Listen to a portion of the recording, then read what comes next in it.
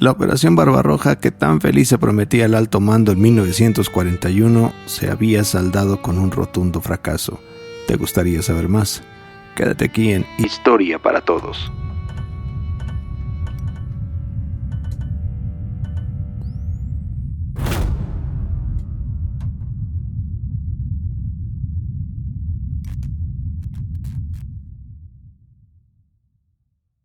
Al llegar el invierno de 1941, se vio muy claro que Moscú no podía ser ocupado por los alemanes, pues comenzaba a recibir numerosos refuerzos desde Siberia.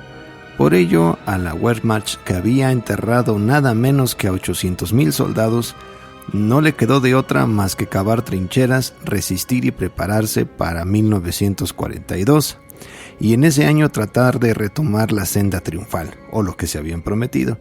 Sin embargo, el fracaso era difícil de digerir en ese momento, y así, a finales de diciembre de 1941, muchos de los generales en jefe de los ejércitos alemanes empezaron por Walter, diciéndole que habían dimitido de sus cargos, y Hitler no se cortó lo más mínimo para nombrarse a sí mismo comandante supremo. Este nombramiento le permitía ya no tener que estar lidiando con los comandantes y así poder llegar a la victoria segura que tanto esperaba en Rusia. Al llegar la primavera de 1942, la máquina alemana nuevamente se puso en marcha, solo que ahora cambiaron los objetivos. El Estado Mayor elaboró la Directriz 41 con fecha de 5 de abril. Moscú se había mostrado como un hueso muy difícil de conquistar y Hitler consideró que era más rentable el ataque sobre otros objetivos.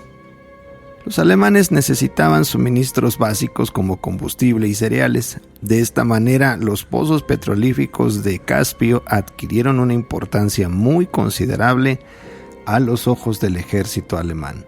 Mientras que los frentes del norte y el centro se dejarían más o menos estables, aunque sin renunciar sobre todo la intensificación del cerco sobre Leningrado, los ataques en el frente del este en 1942 se centrarían más en el sur.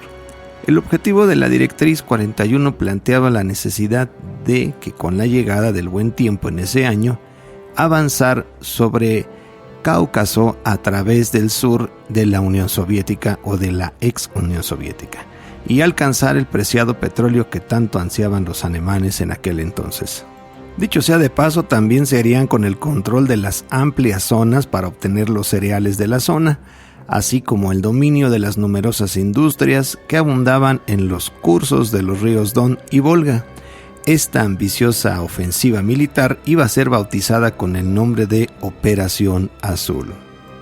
Tras rechazar varios intentos de contraataque soviético en Ucrania y tras casi un mes de preparación, el 28 de junio se lanzó la esperada ofensiva.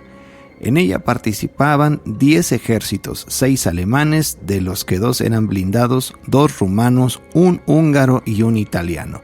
Sin embargo, las tropas de los países aliados de los alemanes eran de mala calidad, estaban mal comandadas, con armamento obsoleto, peor adiestradas y nada motivadas. Y el trato que se le daba al soldado era pésimo en todos los aspectos, así que no se podía esperar mucho, pero la lucha ya estaba en marcha. Con todo y lo mencionado anteriormente, el éxito alemán fue impresionante. El 3 de julio se rendía Sebastopol tras unos intensos bombardeos que habían supuesto un total de 250,000 bajas soviéticas por 80,000 de los alemanes, poniendo fin a la campaña de Crimea. Poco después, el día 6 caía Voronezh. Todo ello obligaba a los rusos a replegarse con cierta rapidez, renunciando a establecer línea defensiva alguna entre el Don y el Volga. Finalmente lo hacían tras este último río.